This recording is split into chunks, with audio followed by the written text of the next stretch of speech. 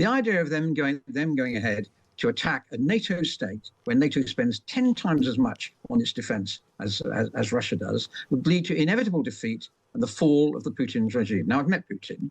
He's one of the coldest, most calculating men I've met, but he judges rather shrewdly his and Russia's interests, and he's not going to take that sort of risk. So however the Ukraine war goes, NATO, for as long as the US security guarantee remains, is safe.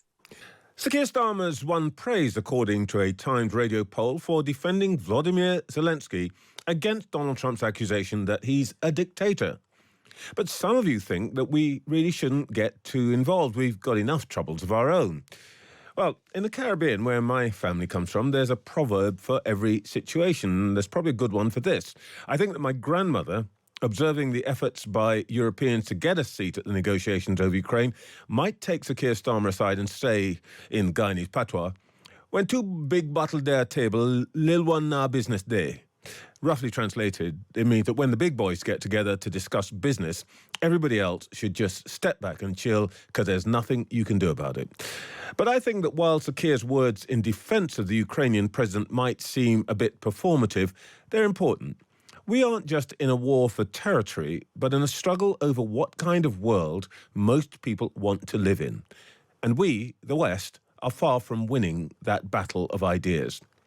What both Mr. Putin and Mr. Trump have in common is a contempt for what people used to call the rules-based international order. Both men seem to believe that nations best protect themselves by coercion rather than cooperation. And that's true whether you are Ukraine or you're Greenland. You'll always be better off under the wing of the playground bully, according to that strategy. They may be morally wrong, but it's worth saying that for much of the rest of the world, the international rules-based order never seemed that attractive because rule number one of the international rules-based order says, whatever serves the interests of the West, dems the rules. That helps explain why, for example, almost 50 African nations are still turning up to Russia-Africa summit meetings in spite of sanctions. And India and South Africa recently snubbed a meeting of Western leaders to hang out with Mr. Putin. But this isn't just all high politics. The prestigious international gathering planned for Moscow later this year, the Intervision Song Contest, is Mr. Putin's rival to Eurovision. It will be, according to him, a celebration of artistic freedom and creativity. That is, unless, of course, you happen to be lesbian or gay, in which case you won't be welcome. And perhaps that's an example that explains why this is a battle worth fighting. Ukraine loses, and one more nation falls into the orbit of those who believe that in the end, might is right, democracy is weakness, and our defence of the right to live as you want is a prelude to decadence. My point is this: Mr. Putin and Mr. Trump may well engineer cessation of hostilities, but even if the guns fall silent for a while, we still have a much bigger battle to fight. This is Trevor Phillips on Times Radio. So, how should Keir Starmer play the hand he's been dealt?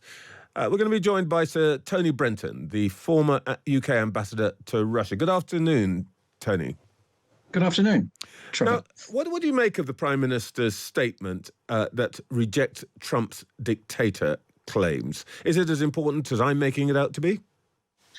It's in a rather odd way, quite a brave move by the Prime Minister, because that's the one thing so far where he stood out firmly against stuff that Trump has asserted. The PM is, the UK actually, is playing quite hard at trying to keep the Europe and the United States together as we edge the Ukraine war towards peace. And that's getting harder and harder as Trump goes wilder and wilder in his antagonism to Zelensky. And, you know, the Prime Minister, somewhere in the middle there, is doing his best to navigate this process forward. It would be interesting to see how well he does. Well, the Prime Minister said the other day that he sees himself as a bridge between these two big powers. Well, first of all, is that realistic? And second of all, if you're going to be a bridge, is it that smart to be saying that one end of the bridge is basically a bit nuts. It's a pretty tough place to put yourself as a bridge, and it's going to be very difficult to act as a bridge because Trump is Trump, and quite impossible to control, as we've seen a lot of over the last couple of days. And there are people in the EU, people like Kaja Kallas, the High Representative for International Affairs, who've already accused Trump of appeasement, who are truly horrified by what the United States is trying to do in ending the Ukraine war, and are are quite intent on stopping it. And striking was just yesterday that the EU, even while the United States was trying to be nice to the Russians and pull things together, that the EU imposed a 16th round of sanctions on Russia. Kaja Kallas used to be the Prime Minister of Estonia, and of course Estonia is one of the places which would be next were Mr. Putin to decide that he could start gobbling up all his neighbours. So she comes at it. Sorry, can I respond on that point? Carry on, yes. This is a huge myth that Russia is out there to take Ukraine and then take Estonia, which is Kaja Kallas' place, take Poland, what have you. Russia hasn't even won the war against Ukraine. Given that Ukraine is massively weaker than Russia on paper, the idea of them going ahead to attack a NATO state when NATO spends 10 times as much on its defense as Russia does would lead to inevitable defeat and the fall of the Putin regime. Now, I've met Putin. He's one of the coldest, most calculating men I've met, but he judges rather shrewdly his and Russia's interests, and he's not going to take that sort of risk. So however the Ukraine war goes, NATO, for as long as the US security guarantee remains, is safe.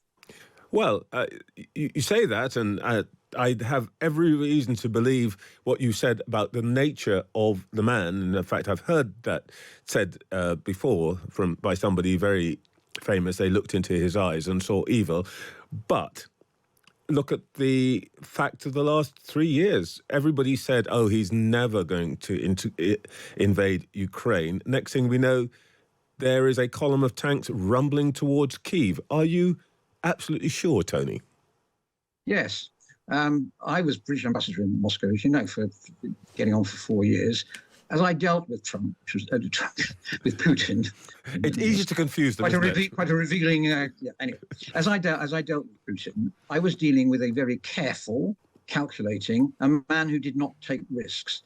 The reason why the Ukraine war happened, and this is entirely out of character, was because Putin saw Russian security as under intolerable threat from the likely expansion of NATO. That wasn't the only thing, but that was a core cause of it, and he felt he had no choice but to launch a war to stop it. Yes, I didn't believe he'd do it. Yes, no one I know believed that he would do it. He did it, and it's been a disaster for him. Therefore, all the less likely it is that he will do anything similar again. Well, much to discuss there, but just a couple of practical points. Do you think that the Ukraine should join the negotiations at this point? And do you think they will eventually be able to join the negotiations? Well, there's no should. This is a very pragmatic process going on here. The Americans are obviously masterminding it. What's pretty clear is that in the first phase, they are trying to get together with the Russians and indeed love bomb the Russians, hence all the problems they're having in the various international sorts of criticism of Russia at the moment, to coax them into a more malleable position as we get into a serious negotiation of peace. Now, the Americans have been incoherent. They've been all over the place. Every senior American has offered a different vision of the way things are going to go.